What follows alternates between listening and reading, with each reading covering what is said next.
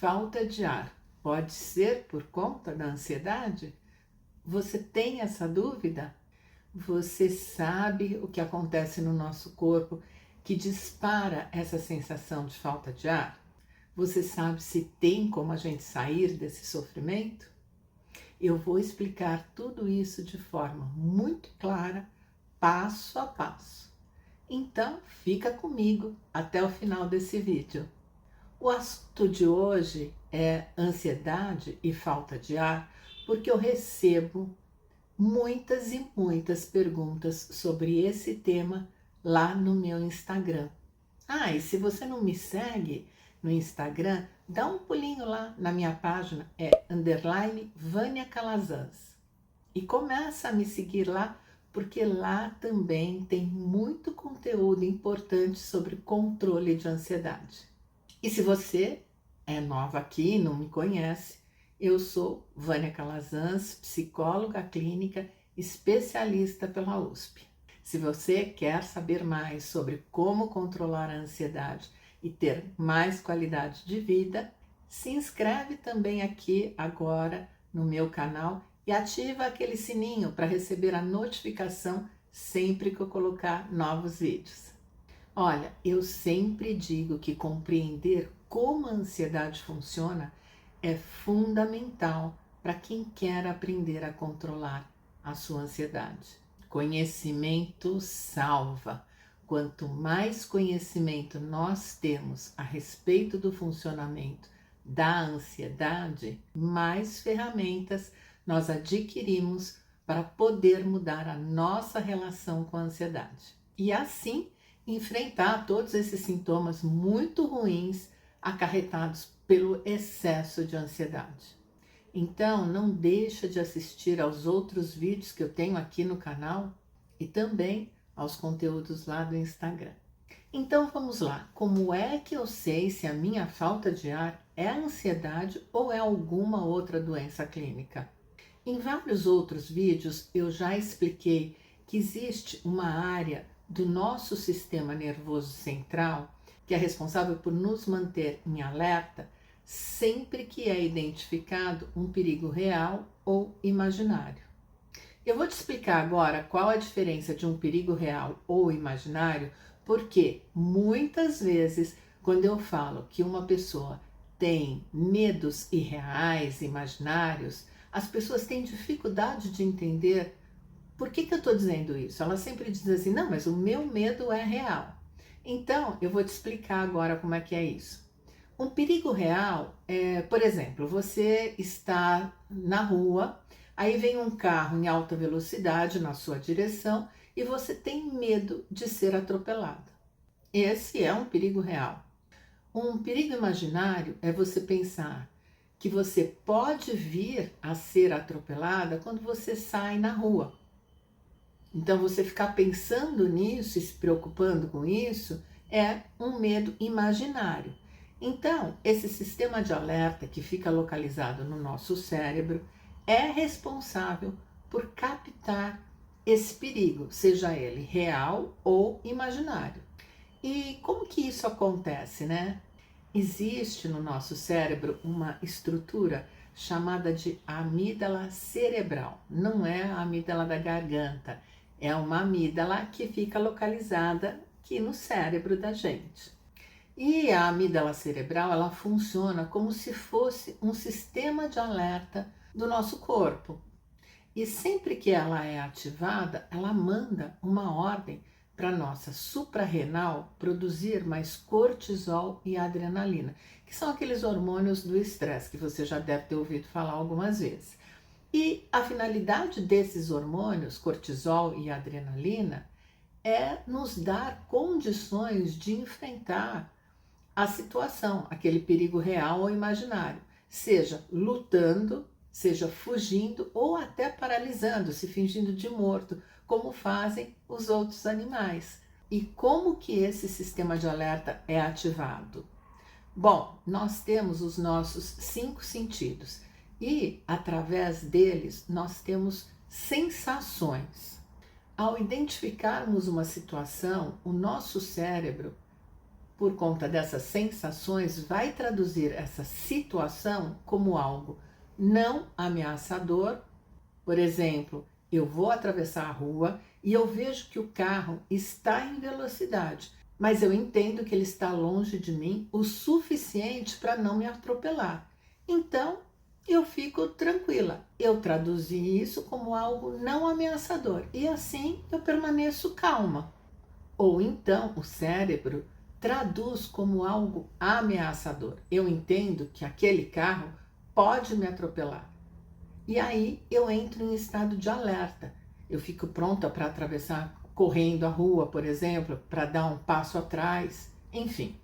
As pessoas ansiosas têm essa estrutura cerebral mais reativa, ou seja, como a pessoa é ansiosa, a amígdala cerebral entra em atividade mais vezes. Então, naturalmente, ela fica mais reativa, mais em alerta. A amígdala cerebral não é a única estrutura que entra nessa reação ansiosa, mas eu quero simplificar aqui um pouco para que você consiga entender mais facilmente. Aquilo que é considerado ameaçador é muito individual. Por exemplo, para algumas pessoas, falar em público, participar de uma reunião de trabalho ou apresentar um trabalho de faculdade pode ser entendido como algo extremamente ameaçador. Para outras pessoas, isso é tranquilo, é de boa. Para uma pessoa, por exemplo, a opinião dos outros pode ser extremamente ameaçadora. Ela fica ligada no que o outro está pensando sobre ela. Ela sente medo do que o outro pensa sobre ela. Ou então, em situações mais específicas, como medo de rato, medo de barata. Essas situações podem ser extremamente ansiogênicas para algumas pessoas. Uma situação ameaçadora clássica para quem é ansioso é aquela célebre frase: olha, eu preciso falar com você, ou mais tarde eu quero falar com você. Isso é o suficiente para deixar uma pessoa ansiosa em extremo estado de alerta, não é mesmo? Nem sempre a pessoa consegue compreender no momento e rapidamente por que ela está com aqueles sintomas todos, né, da ansiedade, aqueles sintomas ruins. Muitas vezes ela acha até que a ansiedade veio do nada e ela começa a suar demais, tremer, balançar as pernas, ficar com um pouco de taquicardia e ela não consegue identificar por que daquilo. Então, necessariamente, não existe uma condição lógica que tenha desencadeado todos aqueles sintomas. Mas, com conhecimento e treino, a pessoa vai identificando mais rapidamente o que é que disparou a sua ansiedade. Por isso, aprender sobre o funcionamento da ansiedade é fundamental para quem quer ter o controle da sua ansiedade. Os meus alunos do curso Livremente sabem exatamente como esse processo se dá no momento em que a ansiedade é disparada. Quando a pessoa está ansiosa por conta de uma preocupação, por exemplo, o cérebro entra em estado de alerta sem necessidade e aí ele dispara uma ordem para aumentar a produção do cortisol e da adrenalina em situações em que não seria tão necessário assim. Mas a partir do momento que o cérebro traduziu aquela ameaça como algo importante, vai acontecer esse aumento do cortisol e da adrenalina, e isso vai fazer com que aumente a sua frequência cardíaca. E assim o cérebro vai jogar mais sangue para os grandes membros, braços e pernas, para a pessoa ter mais força muscular para lutar ou fugir. E também vai aumentar a frequência respiratória. E aí a pessoa fica mais ofegante e assim começa a produzir mais oxigênio, que também vai ajudar a fazer os músculos ficarem mais fortes e a pessoa fica pronta para lutar, para fugir ou para paralisar, se fingir de morta, lembra?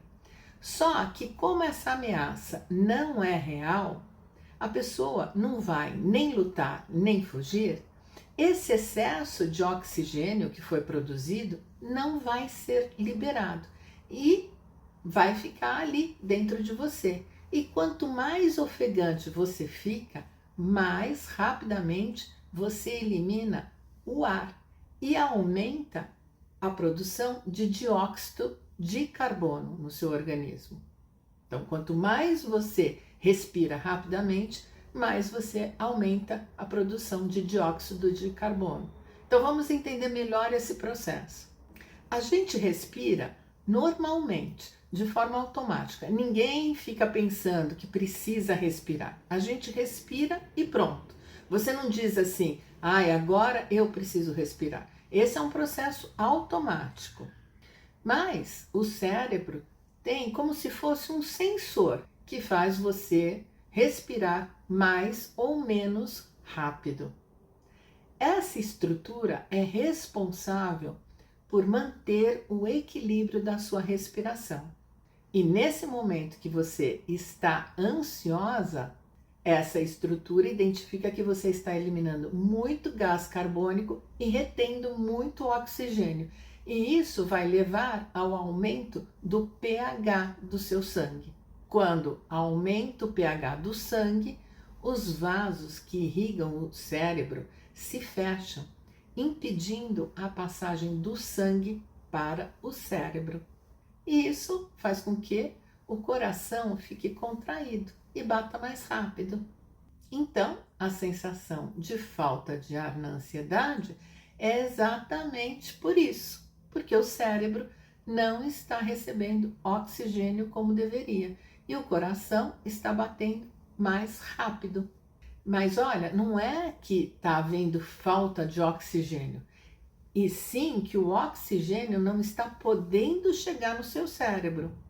E todo esse processo de vasoconstrição, ou seja, de diminuição da passagem de sangue, faz com que a gente sinta também aquela sensação de formigamento nas extremidades, nas mãos, nos pés. Sabe aquela sensação também? Fica mais frio, né? As mãos e os pés ficam mais frias, formigando. Então, quando se trata de uma doença pulmonar clínica, essa falta de ar, ela vem acompanhada de outros sintomas clínicos, como por exemplo, febre, tosse, cansaço excessivo.